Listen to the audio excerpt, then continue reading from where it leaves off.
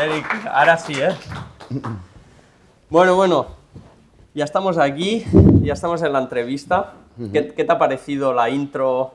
Interesante, ¿eh? Sí. Está bien que haya iniciativas así para poder hacer networking y para acercar el emprendimiento a la gente. Vale, bueno, tú eres un buen emprendedor y un buen ejemplo de emprendedor, que ahora nos contarás muchas cositas. Primero de todo, para la gente que no te conozca tanto, ¿vale? O sea, yo he dicho a todo el mundo, no, Eric tiene una holding, tiene 15 empresas, tiene alguna empresa que tiene 80 empleados, pero no saben nada más de ti. Entonces, explícanos un poco quién eres y un poco qué tipo de empresas tienes o qué negocios tienes. Sí. Pues tengo 45 años, hace 27 que me metí en el mundo de la empresa, con 18 recién cumplidos, y empecé, como no tenía recursos económicos, pues empecé con lo que yo sabía hacer. Yo soy informático y monté una empresa de informática. Cogí un buen momento, en el año 99, que todavía pues, había buenos márgenes y... Antes de la burbuja.com, ¿no? Exacto, sí, sí. Y nada, y me fue bastante bien. Entonces también allí me di cuenta que a mí lo que me gustaba no era la informática, sino que me gustaba el mundo de la empresa. Porque ¿qué negocio tenías ahí? Bueno, era una empresa de informática que vendía equipos y vendía servicio. Empecé Servicios de... servicios pues desde hacer páginas web, montar redes, consultoría, vender software, Un poquito poco de todo. de todo. Pero sobre todo yo me enfoqué mucho en vender equipos y la verdad que bueno, conseguí una buena base de clientes, todo de boca a oreja, trabajando bien, haciendo las cosas bien y bueno, haciendo que se propagara. Y lo bueno de la venta de equipos es que es una actividad que con muy poca estructura te permite crecer mucho y sobre todo si hay buenos márgenes como los había entonces, pues te permite pues, generar recursos. Después nos contarás por qué hablas diciendo había buenos márgenes. Eso es que Sí, ahora no sí, hay, ¿no? sí, ahora no hay, no. Vale, ahora nos contarás. Y bueno, ¿y qué más de ti? ¿Qué nos puedes decir ahora? Bueno, en el 99 empezaste esta Sí. empresa, pero ¿y ahora Bueno, entonces cómo me di cuenta estás? que a mí lo que me gustaba era el mundo de la empresa y que bueno, que al final a mí lo que me daba vidilla era vender. Fueran sillas, fueran servicios, ordenadores o lo que fuera. Entonces, de casualidad, aterricé en el mundillo de los servicios auxiliares, de poner personal en sitios que necesita mano de obra intensiva, ya sea pues, los típicos stewards que hay en eventos deportivos o puntos de información, centros comerciales. Entonces decidí montar una empresa de esto con dos socios más y bueno, y la cosa fue bien. Nos enfocamos de casualidad en el sector de los aparcamientos. Nosotros al principio estábamos enfocados a todo tipo de clientes, pero captamos un cliente que se dedicaba a la explotación de aparcamientos. Entonces allí pues vi que era un sector muy interesante porque tenía muchas necesidades y enseguida pensé en ser un proveedor integral para este tipo de clientes.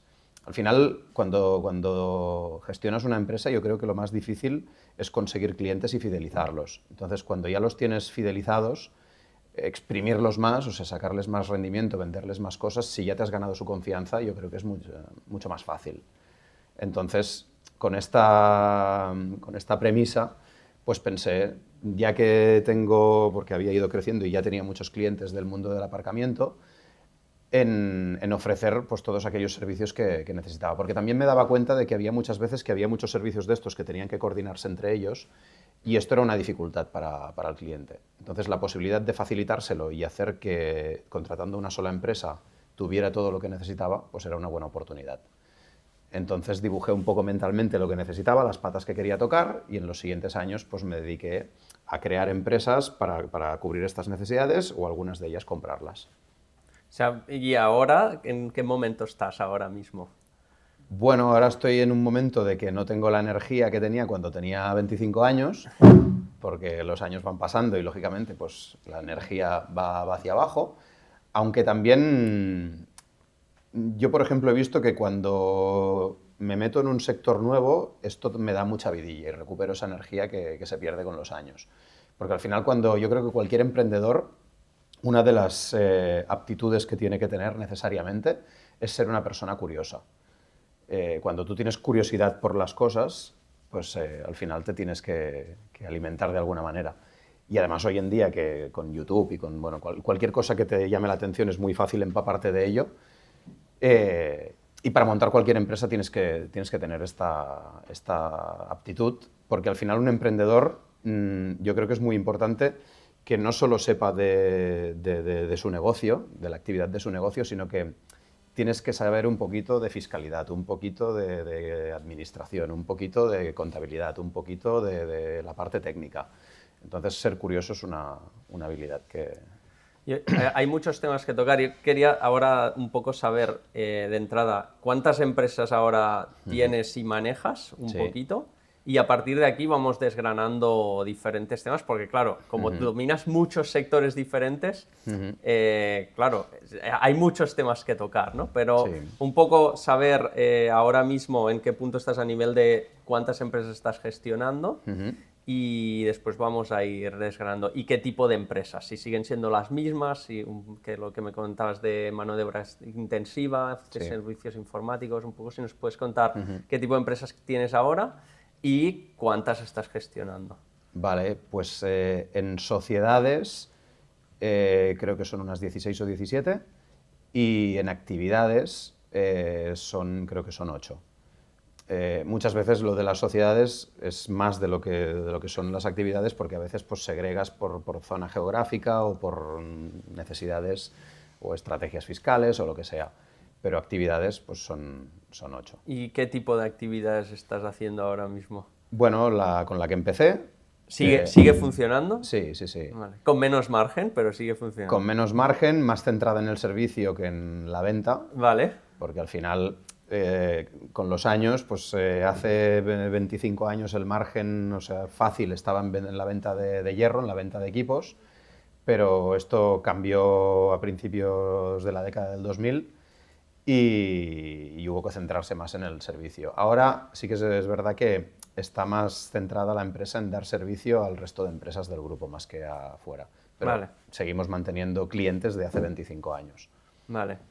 ¿Y después lo de los parkings sigues teniéndolo también? Sí. Está la empresa de servicios auxiliares que sigue prestando servicio de todo tipo. Hacemos conserjería residencial, conserjería de edificios de oficinas, limpieza, auxiliares para parkings y esto ha derivado en todo el resto de servicios que te comentaba antes de los aparcamientos. Vale. Desde la consultoría a la instalación de equipos.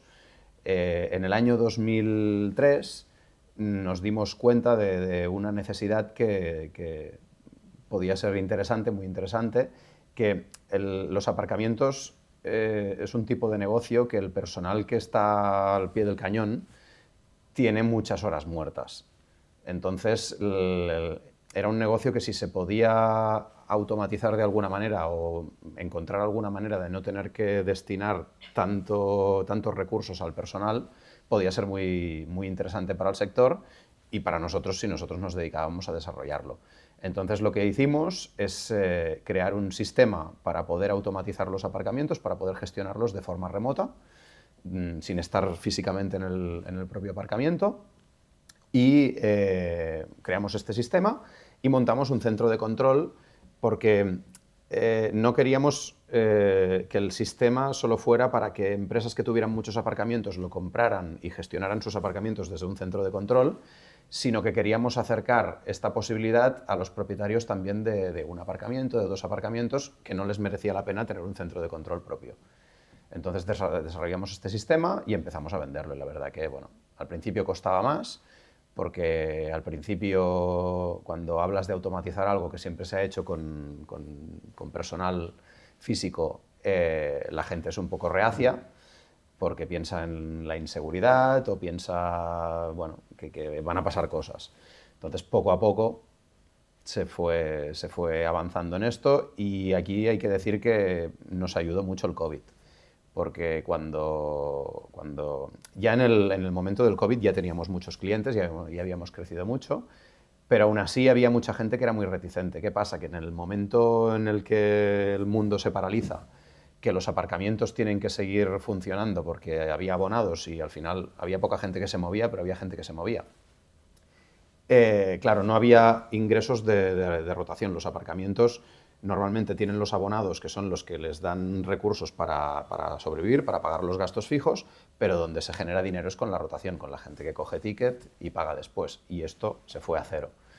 Entonces, claro, hubo mucha gente a la que habíamos llamado a su puerta, que era la que no creía mucho en esto, que fueron ellos los que llamaron a nuestra puerta entonces para ver si les podíamos ayudar. Para reducir un poco gastos, ¿no? Exacto. Sí, Vale. sí.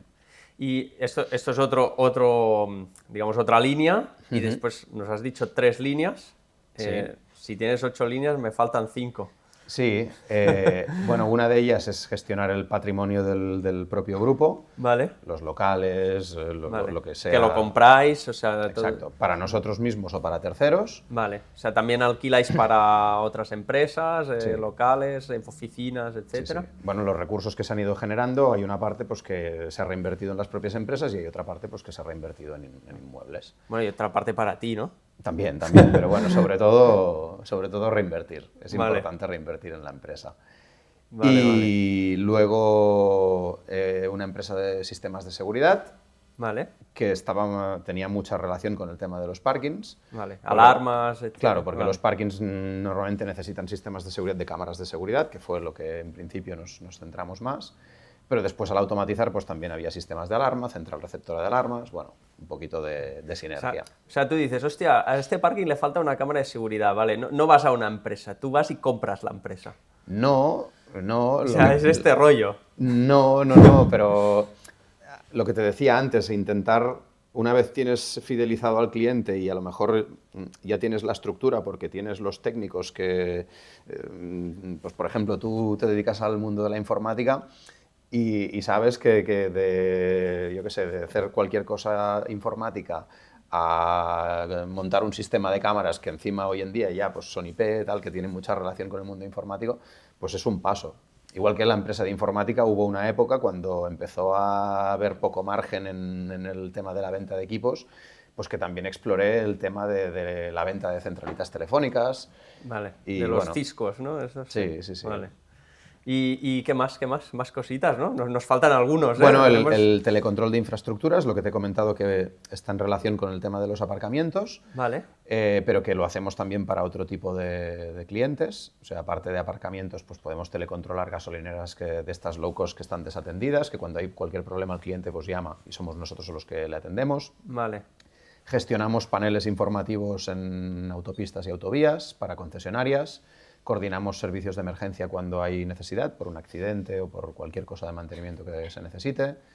Hoteles desatendidos, hoteles que no hay personal, que está todo automatizado y nosotros hacemos el servicio de atención al cliente remoto. Vale, esto es que hay que la puerta se abre sola y... Exacto, sí, vale. sí. Cualquier tipo de actividad que necesite el cliente desatender en cierta medida su negocio y que necesite a alguien que le dé la atención al cliente y que le solucione los problemas cuando se presenten. Tú sabes, Eric, que ahora, o sea, te escuchamos y es como, what the fuck, ¿sabes? O sea, es como, aquí, ¿cuánta gente tiene una empresa que está intentando montar su negocio? ¿Podéis levantar la mano los que tenéis una que estáis intentando? Vale, tú tienes 16, ¿sabes? O sea, ¿cómo tienes tiempo? ¿Cómo se gestiona esto a nivel de tiempo para tú poder estar? Entiendo que tienes personas delegadas, pero a ver, al final hay un montón de gestión, porque tampoco es en plan holding o yo qué sé, fondo de inversión que tú pones dinero y ya está, sino que tú eres un tío que Claro, eres hands-on ahí. Sí. Entonces, ¿cómo se gestiona esto un poco? ¿Nos puedes explicar un poco tu día a día? Bueno, trabajando mucho, eso lo primero, trabajando muchas horas ¿Vale? y rentabilizando bien el ¿Qué quiere tiempo. decir muchas horas? Bueno, a ver, hay momentos de todo. Lo bueno que tiene un emprendedor es que acabas trabajando muchísimo más que cualquier trabajador. Lo que pasa es que tienes la libertad de, en un momento dado, si un día te interesa tomarte una mañana libre o tomarte un día libre, pues tienes la libertad de poder hacerlo. ¿Y tú puedes hacerlo? ¿Te organizas? Sí, si ¿Ah, te sí? organizas lo puedes hacer. Sí, Vale. sí. Y trabajando muchas horas y sobre todo optimizando el tiempo, no perdiendo el tiempo, Vale. siendo muy eficiente. Yo soy muy multitarea, también soy bastante disperso, también, supongo que por eso pues, he hecho tantas cosas, en lugar de, porque eso es otra, o sea, tampoco es algo de admirar el hecho de tener muchas empresas, porque luego está la otra opción, que es tener una empresa y hacerla muy, muy grande. Al final, yo lo que he elegido es, para poder dar rienda suelta a mi dispersión mental y a mis ganas de aprendizaje y de aprender cosas de sectores nuevos, tener empresas pequeñas o medianas de muchas cosas en lugar de centrarte en una sola y hacerla muy grande. Y cómo, es decir, esto tiene un inicio, ¿no? En el que hay la empresa de informática, esta. ¿Tú en qué momento y cómo decides que vas a montar otra empresa teniendo una que ya funciona, ¿no? Es decir, yo creo que una vez tú tienes 7, 8 empresas, entiendo que debe ser mucho más fácil porque tú entiendo que ya has creado una dinámica, ¿no? Y ya supongo que cuando tienes 8 o 10 es más fácil escalarlo. Sí. Pero cuando entiendo que tienes una, es lo más difícil, ¿no? De 1 a 2, 3, entonces, ¿qué estrategia seguiste para, digamos, poder llevar 2, 3 empresas al inicio? Porque entiendo que es lo más difícil para cuando vas a montar una estrategia más holding, multiproyecto y tal, ¿no? Multiempresa. A ver, yo creo que lo más difícil es hacer que funcione la primera. Una vez consigues que la primera te funcione y que vaya bastante en piloto automático, no, porque no va en piloto automático, pero bueno, que ya tiene cierta inercia y que genere recursos, entonces eso te permite, primero, destinar estos recursos a hacer otras cosas y disponer un poquito más de tiempo. También es más fácil cuando tú tienes una empresa y decides montar la segunda, cuando la montas, al menos a esta escala, o sea, un José Elías pues va montando empresas y destina recursos y mete millones de euros y lo que haga falta. Sí, pero ya tiene una estructura muy grande, claro, para eso, ¿no? Yo estoy hablando del inicio, ¿no? Cuando claro, no entonces, tienes esa estructura. ¿qué haces al principio? Pues cuando tienes esa primera empresa que funciona, pues la segunda tiene el mismo domicilio social, tiene la misma oficina, la administrativa que tienes, aparte de la empresa 1, pues también se dedica a la empresa 2. ¿Y no te mata?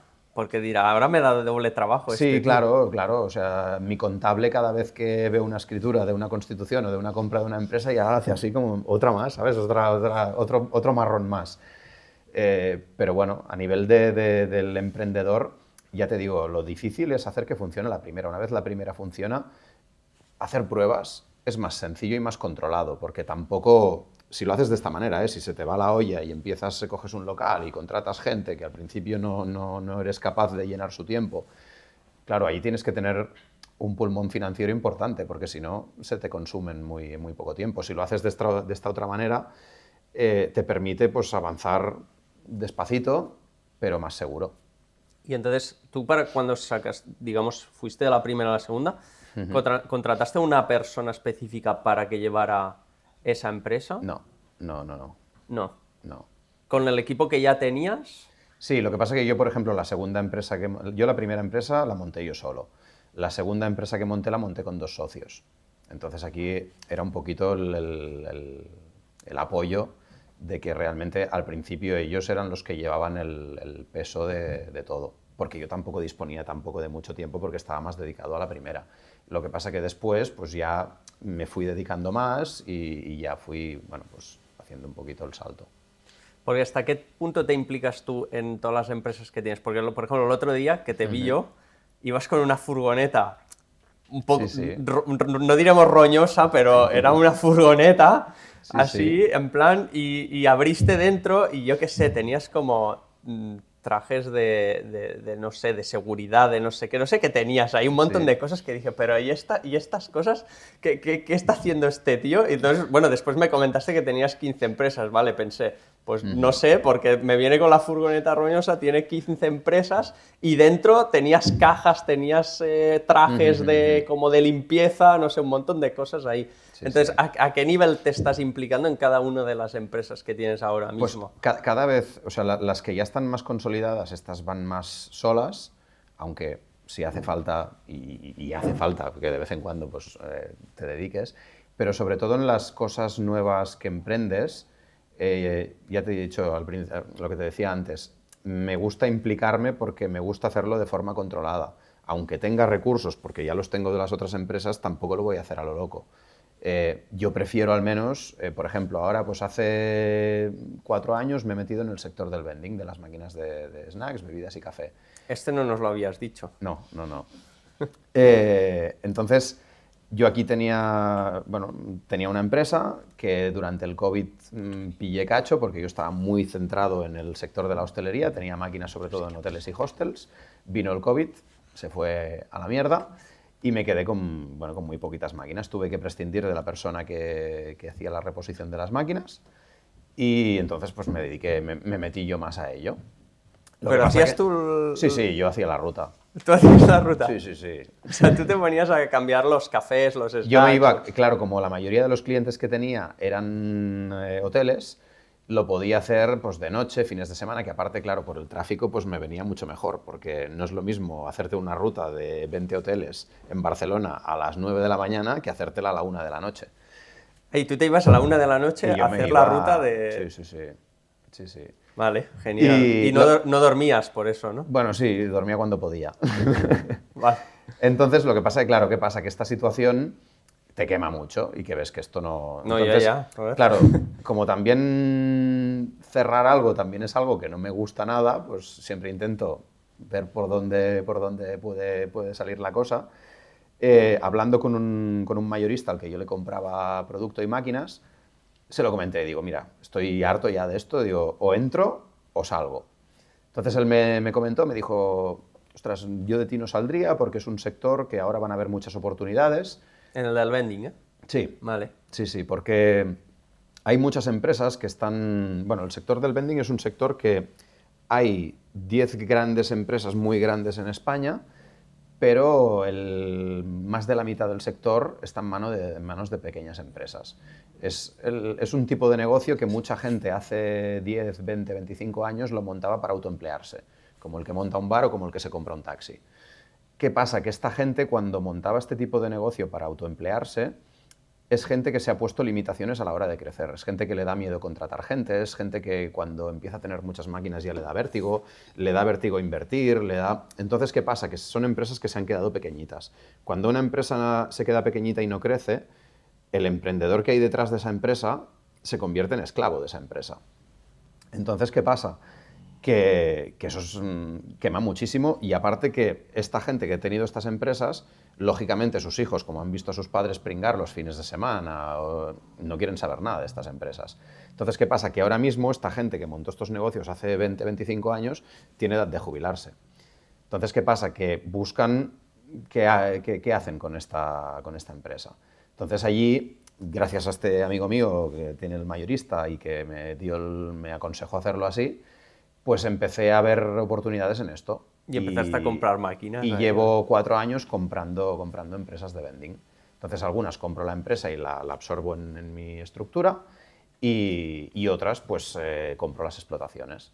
Entonces, he pasado en 3 años, o sea, desde cuando acabó, antes del COVID, yo tenía una explotación pequeñita de unas 50 máquinas. Durante el COVID esto bajó hasta las 12 máquinas y 12 máquinas mal colocadas, que no daban nada, porque estaban los hoteles cerrados y no había apenas turismo. Hoy en día, 5 años después, estoy un poquito más de las 500 máquinas. No está mal, ¿eh?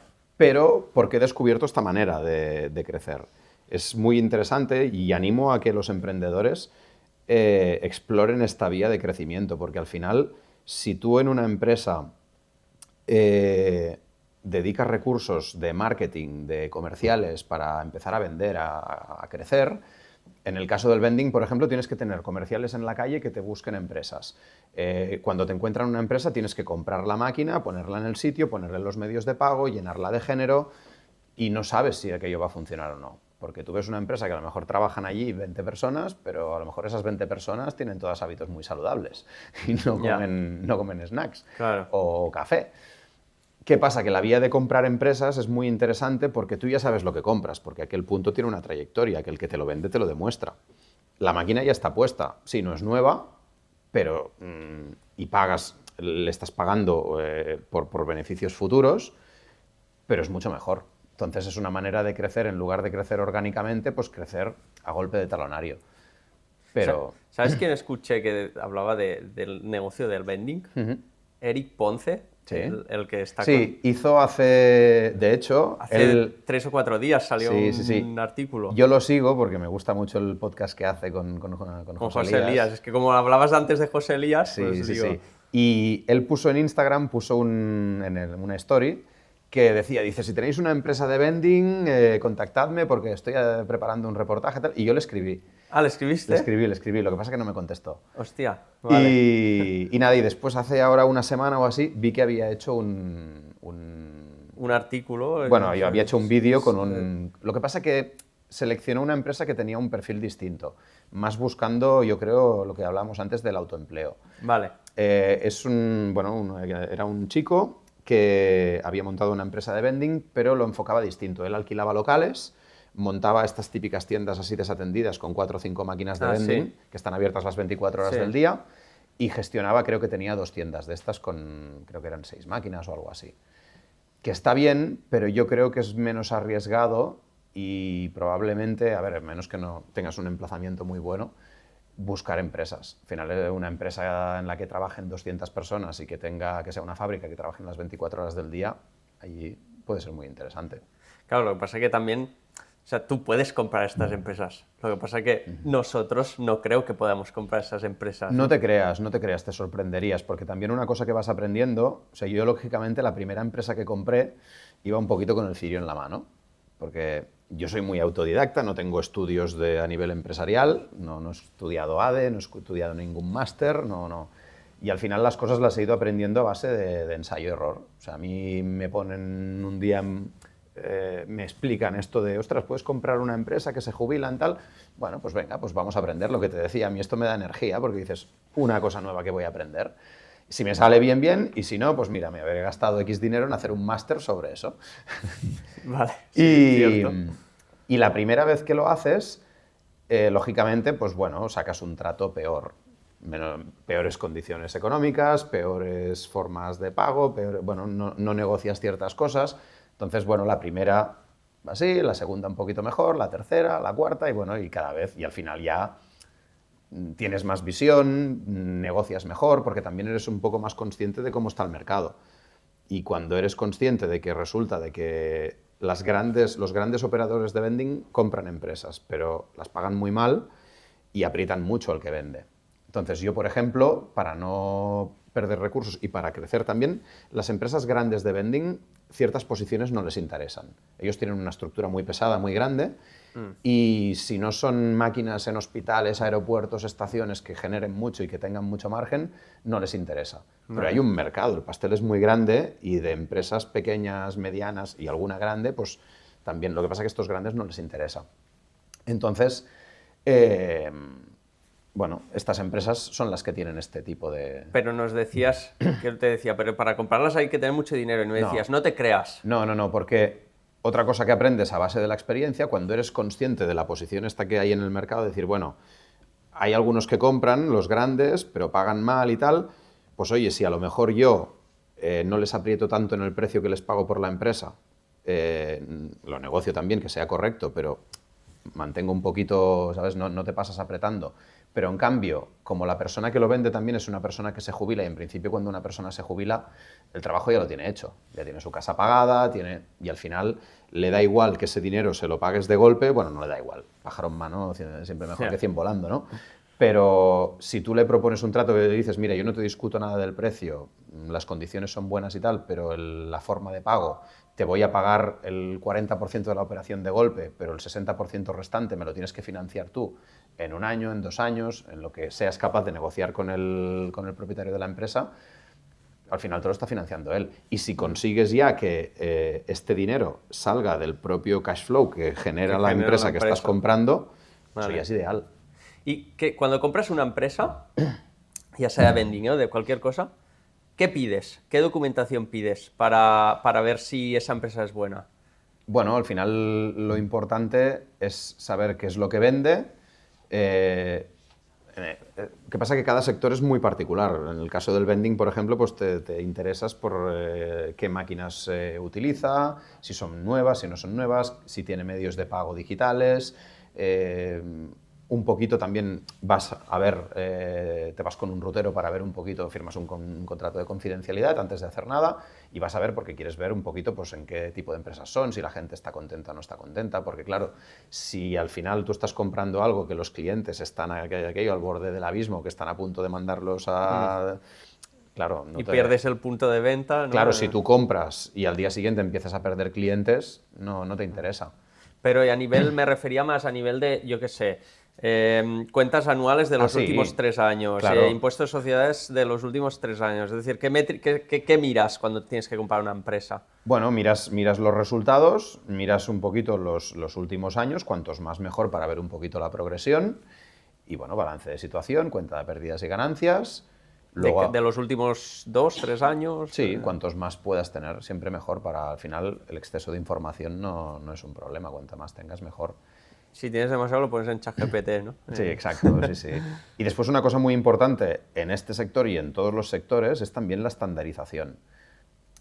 Yo, por ejemplo, una de las cosas que miro y que me interesa y que yo hago después, porque yo compro y optimizo, o sea, yo cojo estas empresas que están gestionadas de una manera, pues así más de ir por casa, las integro en mi estructura, aplico tecnología, telemetría, cosas que me permitan optimizar los recursos para que un rutero, en lugar de poder hacer, pues como hacía en la empresa que he comprado, 50 máquinas, pues me pueda hacer 150. Porque la tecnología es la que le dice, no, tienes que ir aquí, aquí, aquí, que es lo que hace falta.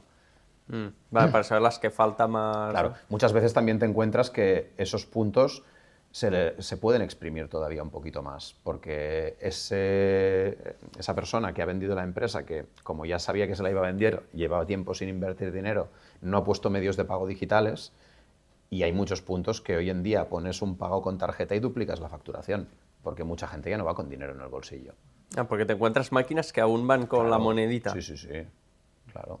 De aquí, ¿cuántos usáis máquinas de vending? Porque yo, por ejemplo, es que no suelo usar con máquinas de vending. Pero, ¿alguno de vosotros compran máquinas de vending? Sí. Wow. Vale. Hay más negocio de lo que pensaba. Entonces. Sí, sí, sí. Y lo que te decía de la estandarización es importante.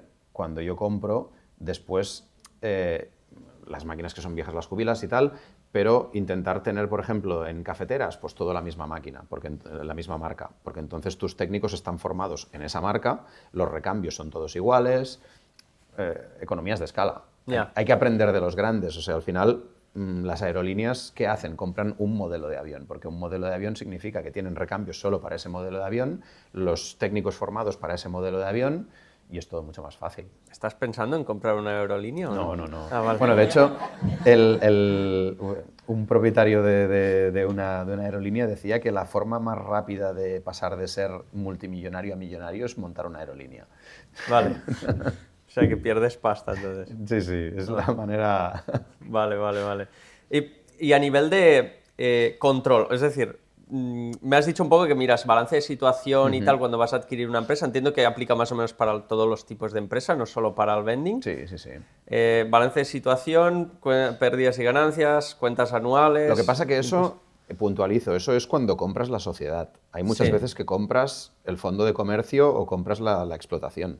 O sea, tú a una empresa le puedes comprar sus clientes. Entonces, si le compras sus clientes, la información financiera de la empresa te da igual. Te da igual. Sí que quieres, ¿Y qué miras entonces? Sí que quieres comprobar los márgenes con los que trabajan, entonces sí que te vas pues, a impuestos, a balances, para ver un poquito lo que te justifique lo que te está diciendo, pero muchas veces, la gran mayoría de veces, porque claro, cuando tú compras una sociedad, estás comprando todo el paquete.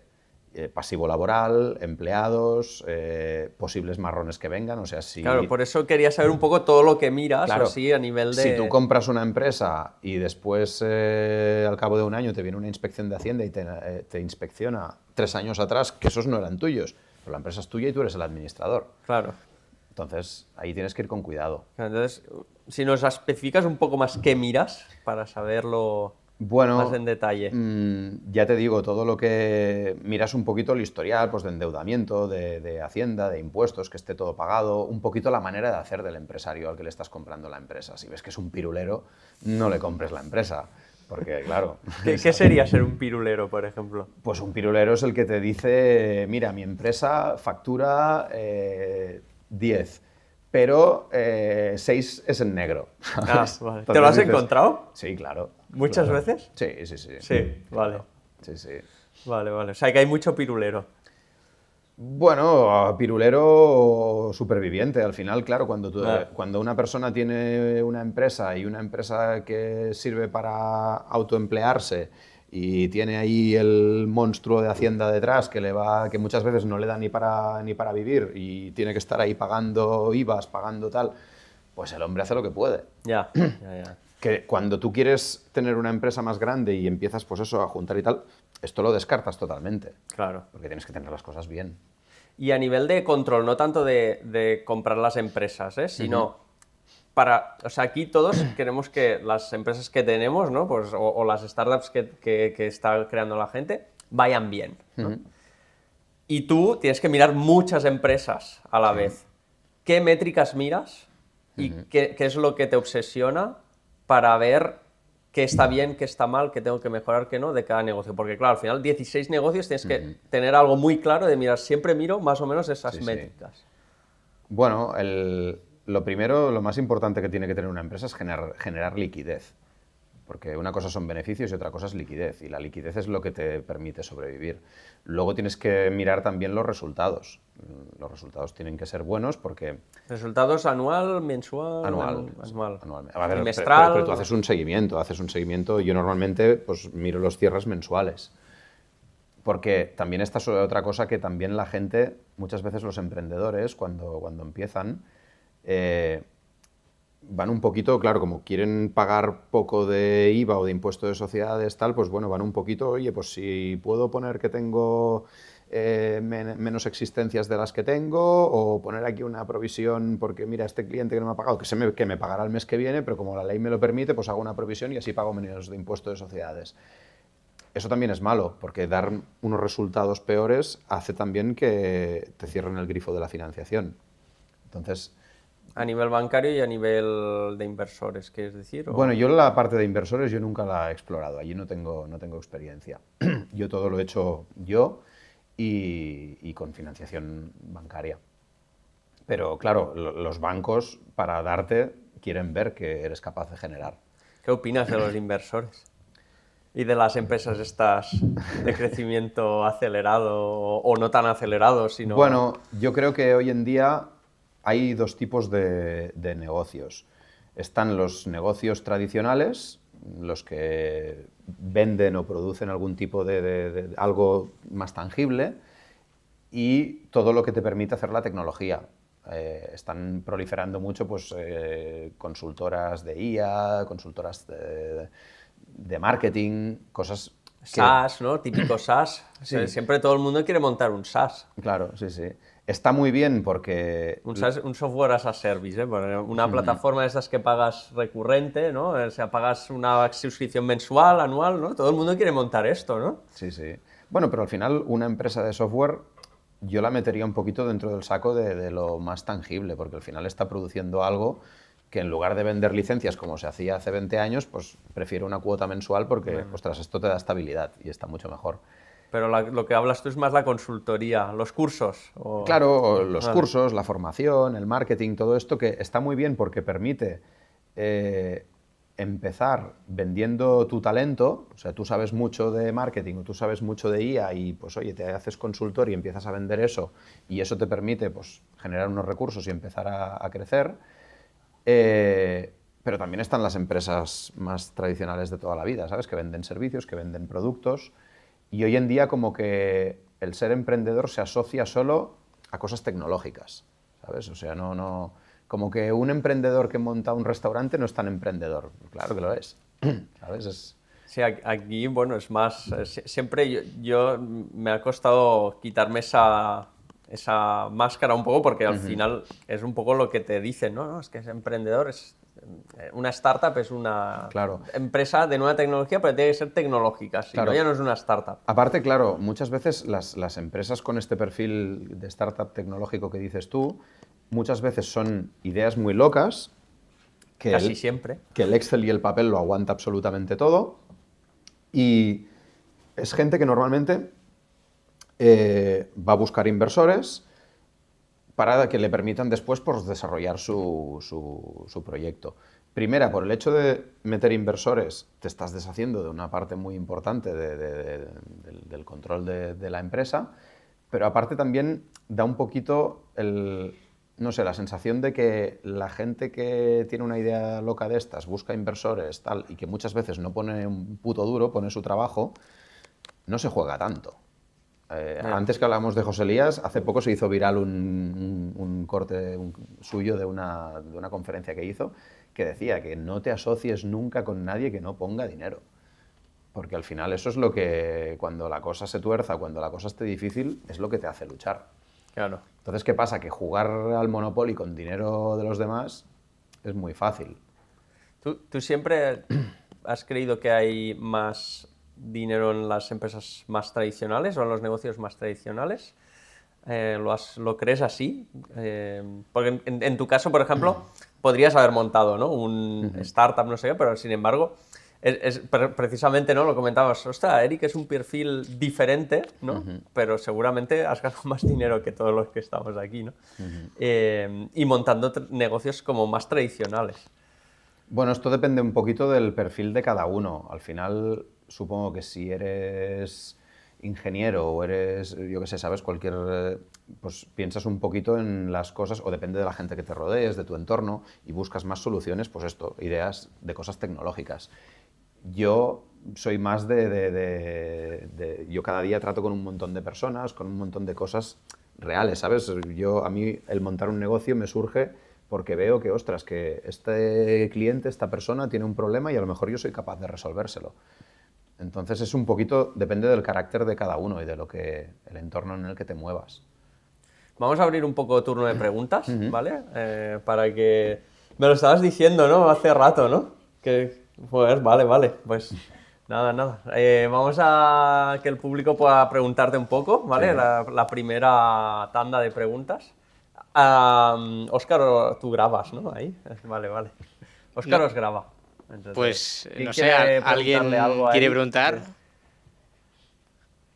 Por ahí, Ah, delante. Sí. Adrián. Bueno, la pregunta que yo tenía era cuando hablabas con el tema de gestionarse muy bien el tiempo, que, bueno, esto más sobre todo aplicado, por ejemplo, a mi caso, que el equipo al final está creciendo bastante y, por ejemplo, en mi caso personal pasa bastante que es como empiezas el día y entre gestionar al equipo, las personas, lo que necesitan, más hacer tu faena, más siempre cosas que vienen, es como que se acaba como disipando mucho el día y notas que no has hecho tanto o no todo lo que querías hacer dentro de tu lista. Incluso como en Asana para ponerlo todo, pero así noto que hay como mucha esa dispersión. Y en tu caso, que es como, creo que es como más 16 veces más o 17, pues creo que es interesante. Pues, ¿qué consejos darías o cómo que lo planteas tú esta parte? Bueno, yo te diría que pensaras primero, o sea, en cada cosa en la que tú intervienes en el día a día, que pensaras si realmente era necesario que tú intervinieras o que a lo mejor tienes una persona de confianza que podría haberse ocupado de eso, si a lo mejor puedes tener la necesidad de ampliar tu equipo, si porque muchas veces hay cosas que nos ocupan mucho tiempo, pero en realidad o sea, no nos aportan. No sé cómo era aquello que dicen de que el 20% de tus clientes son los que te dan, ahora no me acuerdo, un porcentaje así, ¿sabes? Que te decía como que el 80% de las cosas te dan muy poquito, luego tienes un 20% que te da mucho. Pues identificar aquello en lo que tu tiempo es más rentable y enfocarte más en eso. También cuando empiezas en un negocio, un poquito lo coges todo en cuanto a clientes. Y también es una cosa que con el tiempo tienes que, yo creo que ir filtrando. Cuando tú empiezas también, normalmente sueles tener una política de precios pues quizá más agresiva para ser un argumento para poder entrar. Entonces, cuando ya te vas consolidando y ya vas creciendo, el cambiar esta política y hacerte valer, pues también es una manera de poder filtrar y decidir a qué te dedicas y a qué, ¿sabes? Muchas veces a alguien que te está molestando por una cosa, que sí, que lo atiendes porque, oye, pues le voy a cobrar lo que le debería cobrar por el tiempo que me está robando. Pues es una manera que o se queda y te paga, o sea, te recompensa tu tiempo, o se va y podrás dedicar tu tiempo a lo que te genere. Y Eric, una cosa, a nivel de más de día a día, herramientas, ¿tú usas alguna herramienta de agenda, de no sé qué, de Bueno, bloques, horarios, de decir, yo de tal hora a tal hora hago esto, de tal hora, ¿sabes? O sea, ¿cómo lo Yo organizas? soy muy analógico. Yo voy con agenda de papel, Vale. no utilizo agenda de digital, Vale. porque me gusta.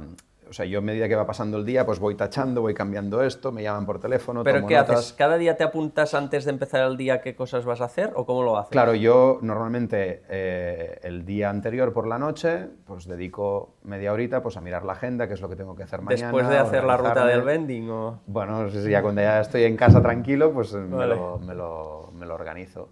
Y ya te preparas las cosas. En la agenda Sí, escrita. sí. Agenda de página por Del- día. Vas al día anterior para el día siguiente. Sí. Vale. Y te vas y te organizas. Y, por ejemplo, mails de esos, ¿no? De distracciones que habla aquí Adrià de, yo qué sé, te llega un mail, te llegan 2 mails, te llama alguien del equipo, ¿qué haces? ¿No le contestas? ¿Pasas? No. Hay que dar respuesta a la gente. Lo que pasa que eso, bueno, intentar delegar para que aquello... O sea, todos tenemos una parte del negocio que nos da pereza, en la que somos más lentos, en las que hacemos cuello de botella. Pues tienes que identificar eso y pasárselo a alguien que lo haga bien. Si puede ser alguien que le guste, porque al final hay gustos para todo y hay gente que a lo mejor lo que a ti te revienta, pues hay una persona que le encanta. Yo, por ejemplo, a mí disfruto mucho interactuando con gente, visitando clientes, vendiendo, pero a mí, por ejemplo, la parte de hacer el presupuesto escrito, a mí eso me mata. Entonces, pues búscate a alguien que te lo haga, ¿sabes? En mi caso, por ejemplo, es más a nivel de supervisión. No sé cómo creo. Sí, mejor. Vale, sí. Sí, para el vídeo. Claro, en mi caso, lo que más veo que me afecta es a nivel de como todo lo que se hace, la mayoría que se hace, siempre como acaba pasando por mí de alguna forma o como que me lo acaban enviando a mí de alguna forma para decir, hey. Y creo que esa es la parte como más que me cuesta como poder como resolver en ese aspecto. Ya. Bueno, entiendo que al final tu empresa quieres al principio y no tan al principio, porque cuesta mucho desprenderse de ese control de que todo pase por ti. Pero es que es la única manera, porque el día tiene 24 horas y si no, no vas a poder, no puedes crecer. También otra cosa que ayuda mucho es lo que decía antes de estandarizar y no encuentro la palabra.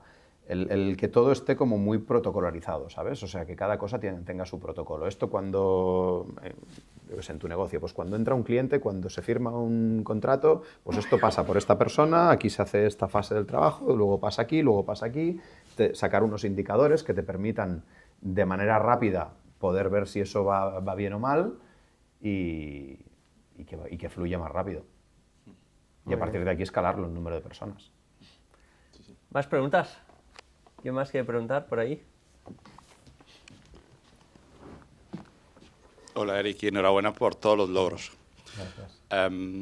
Si te voy a hacer una pregunta dividida en dos, pero es la misma. Si tuvieras la oportunidad de volver a la edad de aquella foto, atrás, y volvieras a hacer este camino, ¿lo repetirías? ¿Y por qué? Y hoy que ya estás aquí en este punto, ¿qué se puede esperar de Eric en 4 years from now? A ver, la primera parte, sí, sin dudarlo. Volvería a hacer una y mil veces lo mismo porque me encanta lo que hago. Evidentemente, supongo que como cualquier emprendedor, y si hay alguno que no, pues afortunado él, he tenido momentos muy difíciles a lo largo de estos años. Pero de las dificultades se aprende mucho. Entonces, todo forma parte del proceso de aprendizaje. Ya te digo, lo volvería a hacer 1.000.000 de veces porque me gusta mucho lo que hago. Sí que, lógicamente, pues si pudiera corregir errores, pues los corregiría. Pero no, en general lo haría todo igual. Y la segunda parte, perdona. 4 years from now. Pues bueno, pues seguir haciendo cosas. Supongo que de la manera que soy, pues seguiré metiéndome en cosas nuevas porque me gusta aprender y tal. Lo que pasa que a medida que han ido pasando los años, también vas haciendo las cosas de manera más conservadora, más segura, más claro, como también lo puedes hacer, pues también en lugar de invertir tanto tiempo, inviertes más capital, que no tenga más dedicación, y también te vas enfocando más en negocios que te den más tiempo libre, que, bueno, que te permitan pues, tener un poquito más de vida. ¿Alguna pregunta más por aquí que queráis hacer ahora? Si no, sigo yo.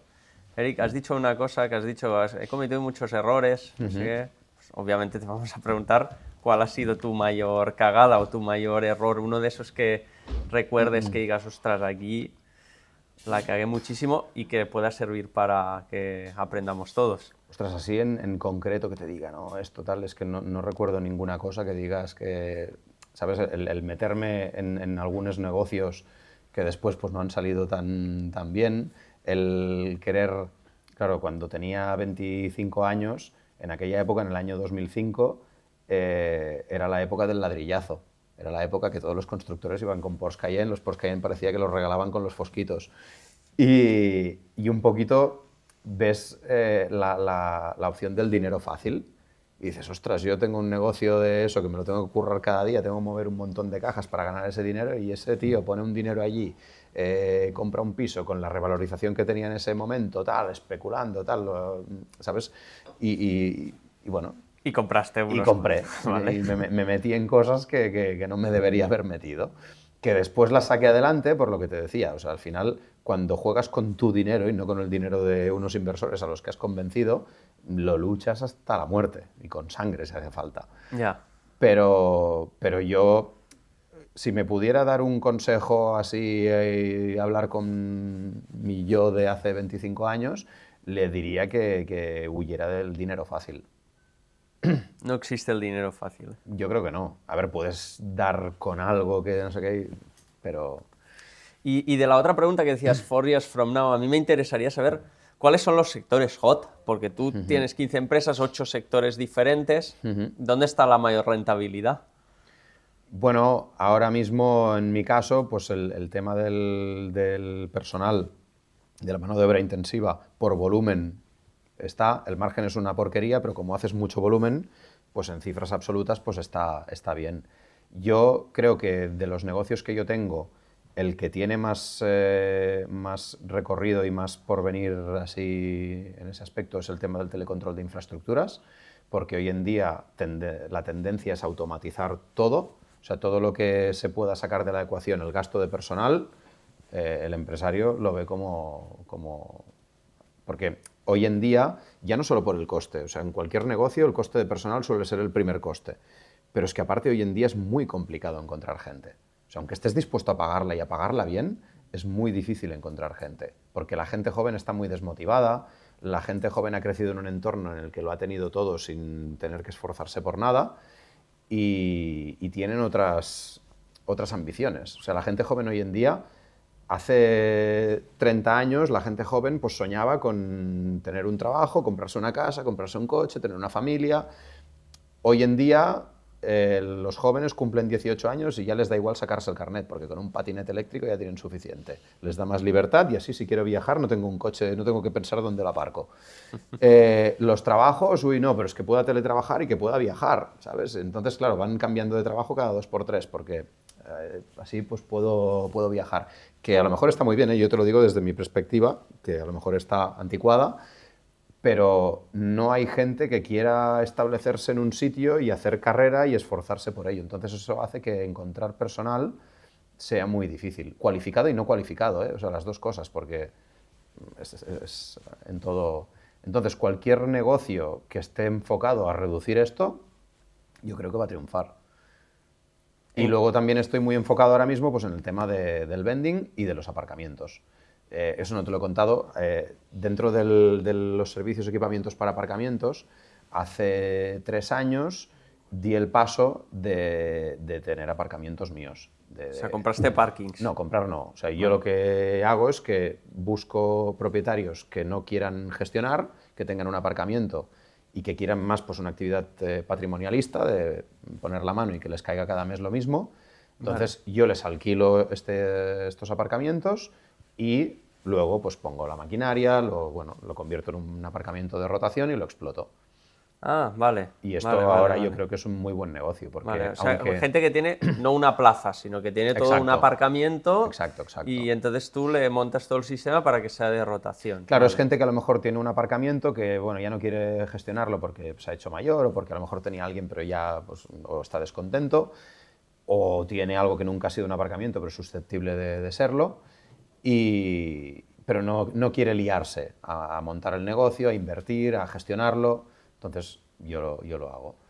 Y ahí hay jugo también. Yo creo que sí. Bueno, sí. Sí. Sí.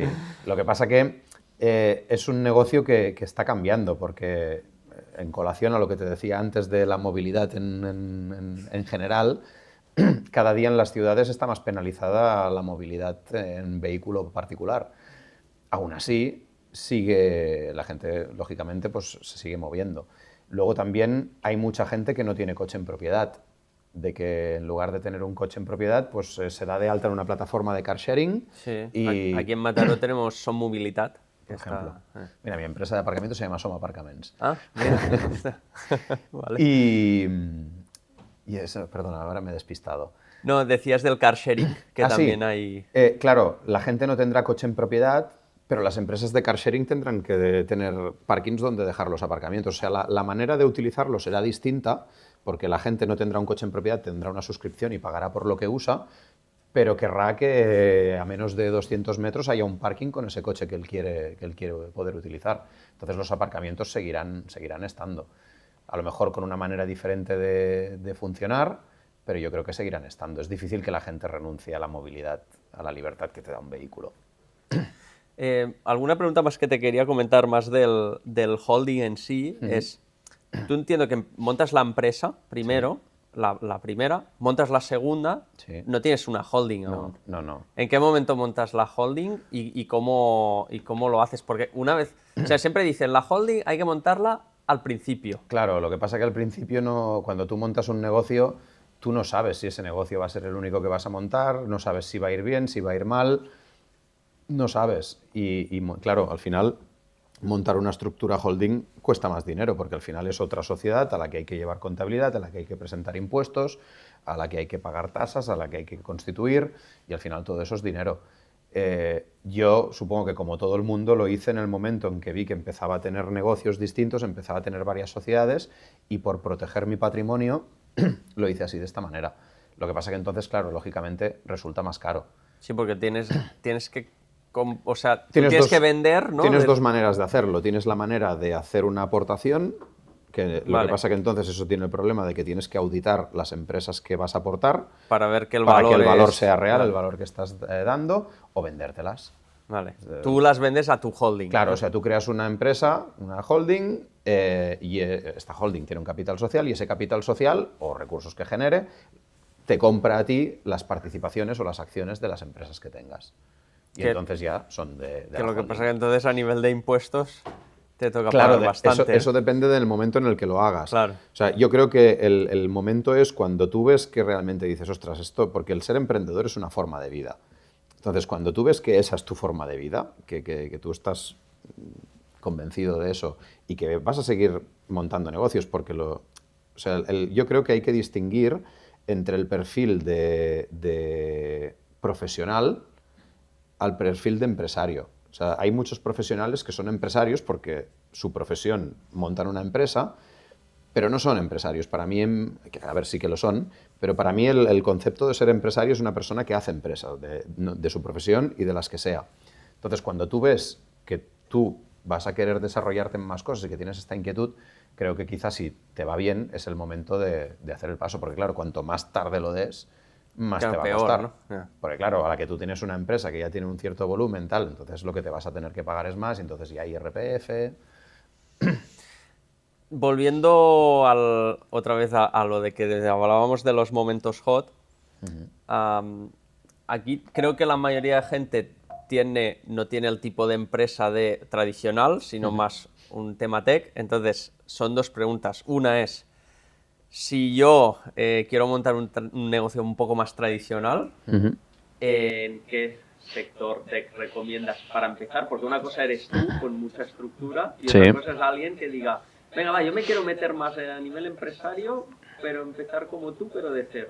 Todo depende de los recursos que dispongas. Si tienes recursos económicos porque te ha tocado la lotería, tu familia tiene dinero, o eres capaz de convencer a algún inversor, es una cosa. Si quieres crecer de forma orgánica... Yo diría orgánica, aquí no sé, bueno, claro, no sé si todos tenemos mucho dinero o no, yo no sé, pero... Yo recomendaría empezar con lo que tú sabes hacer, con lo que sea tu profesión, porque al final es lo que no necesita ninguna inversión. O sea, puedes vender tus horas, tu talento.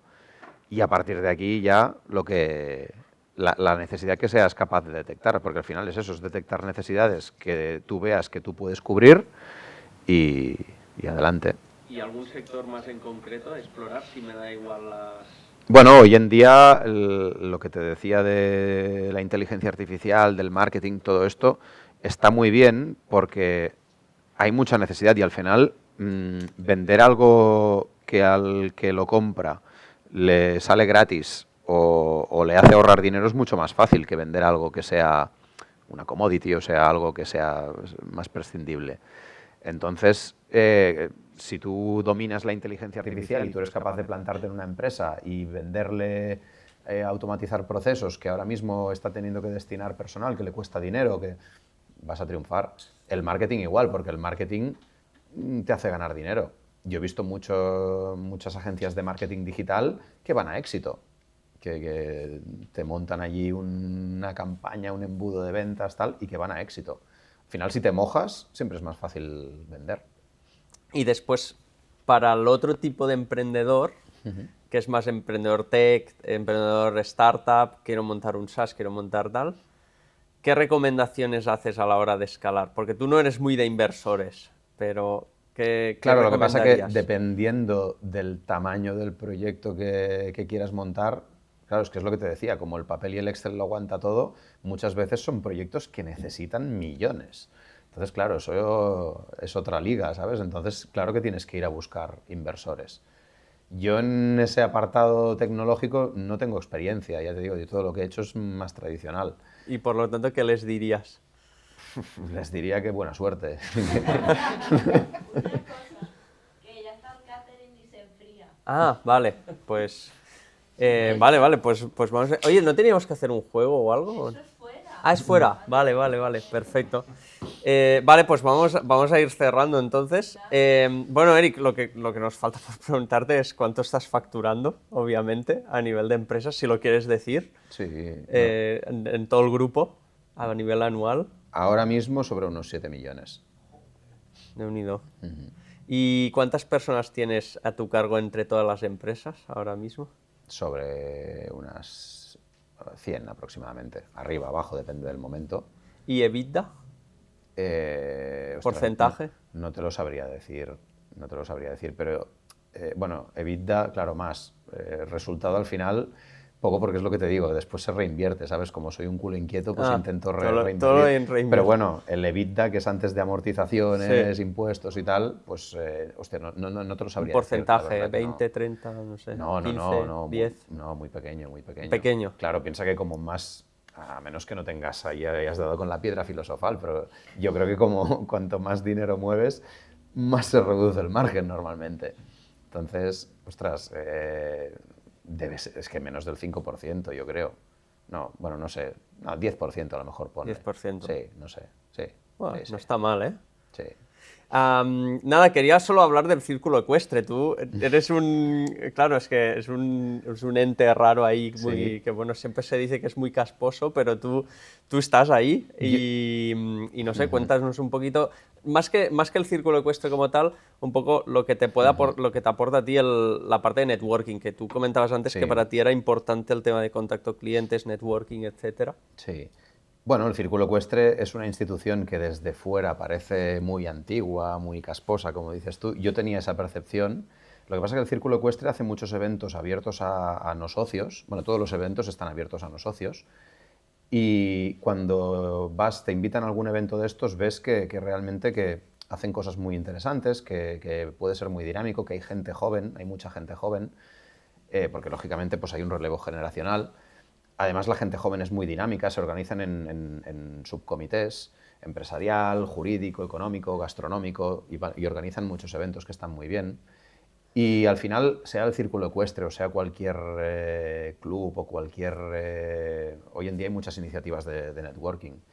Es interesante porque al final, ya no solo por hacer contactos, que está bien, sino por el hecho de compartir experiencias, porque muchas veces del hecho de poder interactuar con empresarios como tú, que lógicamente tienen problemas parecidos a los tuyos, puedes aprender mucho.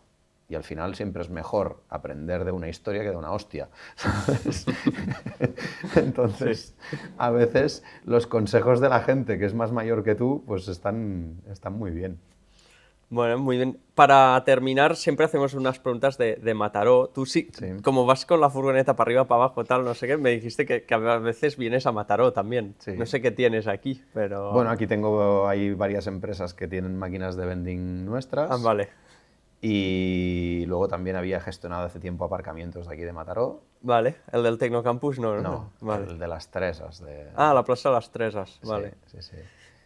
Pues nada, quería preguntarte un poco cómo ves el ecosistema emprendedor empresarial de Mataró del Maresma y qué crees que le echas de menos o que le haría falta para crecer más. Ostras, la verdad es que no lo conozco porque, ya te digo, me muevo más en el ambiente de Barcelona ciudad, pero bueno, habiendo eventos como este, la verdad es que señal que no está parado y que es bueno que haya cosas de estas, porque al final cualquier cosa que sirva para inspirar, para aconsejar, para hacer que se junten, intercambio de ideas, para promover pues, el que haya contactos, que las empresas crezcan, es positivo y ojalá hubiera muchos más, o sea que a seguir haciendo.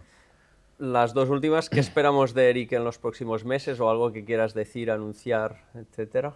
No, seguiré como ahora intentando poner orden a mi vida personal. Vale. Intentar tener más tiempo para mí, para comer mejor, para hacer deporte, para tener un poquito de tiempo libre. Vale. Eso espero. Y ya está, y seguir con proyectos. Comprando cosas. Comprando, Montando. gestionando, lo que sea, estar teniendo la mente ocupada. ¿Alguno a la vista que digas este sector, tal, aquí, este? Bueno, no? ahora estoy muy dedicado al tema del vending. Lo has dicho, ¿eh? Sí. El vending, vale. Ahora mismo tengo 2 empresas enfiladas que quiero comprar para seguir creciendo, porque es lo que te decía antes, es una manera de crecer muy buena, muy buena. Bueno. Pues nada, la última pregunta que se la hacemos a todos los speakers es, si fueras un helado, ¿de qué sabor serías? Ostras, vaya pregunta. Sí, un poco rara, pero... Pues te diría que de café. ¿De café? Sí. Ah, muy vending. Sí, muy vending primera y aparte por la cafeína, porque aunque no tomo café, porque si tomo café me pongo loco, porque yo ya soy muy nervioso, pero y te lo digo, cuando alguna vez pruebo algún café o algo, es que me noto después que tengo taquicardias. Ostras. Pero porque Vale. soy muy nervioso y necesito estar ocupado. A mí me cuesta mucho aguantar, por ejemplo, una película entera delante de la televisión. Porque Vale. es que 2 horas delante de la tele me cuesta. Entonces, cafeína. Perfecto, pues con el café se queda. No tenemos café, creo, ¿eh? Hoy. Pero bueno, tenemos kombucha y cerveza. Nada, si hay alguna pregunta final que le queráis hacer a Eric, si no en el network, sí, pues la última por aquí. Y nos vamos ya, que si no se enfría la comida. Y aparte tú, Eric, tienes que volver Sí, tengo que volver a Sitges. a Sitges. Eric, gracias nuevamente. Me pareció entender que eres apasionado de las ventas, Sí. ¿sí? El mundo de las ventas es muy interesante, pero requiere pasión. Si quitas la pasión de las ventas, ¿qué le recomendarías a alguien que requiere vender, pero que no tiene la pasión que tú transmites? Ostras, es muy difícil porque piensa que para vender es muy importante que lo que tú estás vendiendo te lo creas y le pongas pasión, porque es que eso se transmite. Porque aparte cuando tú hablas de una cosa, de un servicio o un producto que tú vendes y lo dominas mucho, transmites confianza al que tienes delante. Y al final, para que alguien te compre, necesitas que confíe en ti. Entonces yo creo que transmitir esa confianza es vital. Y para transmitir esa confianza, a lo mejor si no tienes esa pasión, lo puedes reforzar con la parte técnica, siendo muy bueno técnicamente. Sabes que a lo mejor no eres tan apasionado, no tienes tan de esto, pero dominas muchísimo lo que estás vendiendo. Entonces, una cosa compensa a la otra. Aparte que la otra puedes encontrar a alguien que te la supla. Puedes encontrar a alguien que se dedique a abrirte las puertas, que se dedique un poquito a hacer la puerta fría, y después la parte técnica que seas tú el que le da solidez. Bueno, muy bien, gracias por la respuesta. Eric, muchas gracias por haber compartido este rato aquí Gracias a ti con por todos invitarme. nosotros. Espero que te lo hayas pasado genial. Sí, muy bien. Y nada, simplemente pues para agradecerte finalmente esta velada, pues le pediré al público que te dé un fuertísimo aplauso para Eric, por favor. Muchas gracias. Gracias.